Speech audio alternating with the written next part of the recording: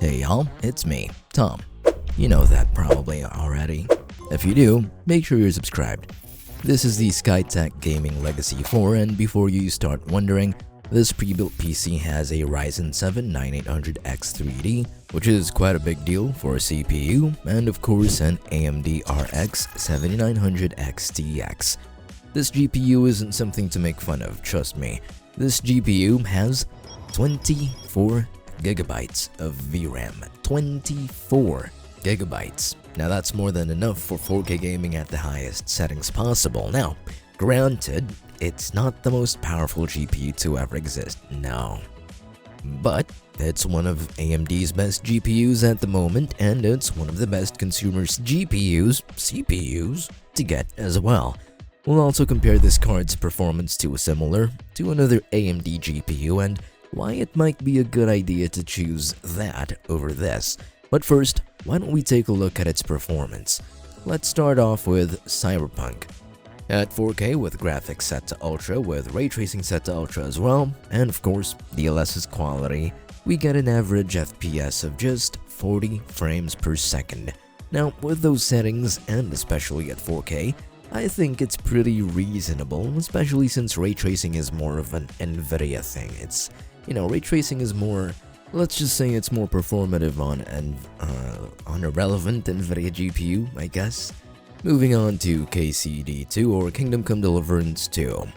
At experimental graphics settings, which is kind of slightly next-gen graphics for future hardware, the 7900X TX gets an average FPS count of 40 frames per second, and that's without any sort of upscaling.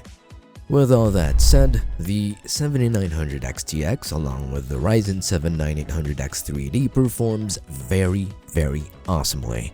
Is that a word, awesomely? Tell you what, drop a comment down below, tell me if awesomely is a word. But I could Google that myself anyway, whatever. Now this pre-built PC comes with 32GB of DDR5 RAM at 6000 MHz as well as a 2TB SSD, which is enough for the moment, I think. Now I'd pay $2,500 if it meant I won't have to build the PC myself and just have it shipped to me. Convenient, eh? Now, let's just very quickly compare the 7900X TX to the 9070 XT, another AMD GPU and one that's newer. Now, very basically, the 9070 XT is the better GPU if it comes to practicality. Sure, it only has 16GB of VRAM compared to 24, but you won't really need 16GB if you're only gaming at a maximum resolution of, let's say, 4K. The 9070 XT will also get more support and features, and it's much more capable of dishing out more FPS with ray tracing tasks. But hey, if you really want a PC with an RX 7900X TX, and you really need the 24GB of VRAM because let's say you do, I don't know, some industrial work maybe, then go on ahead, click on the link in the description below or scan this QR code. Anyhow, I'm Tom, thanks for watching, and have an awesome day.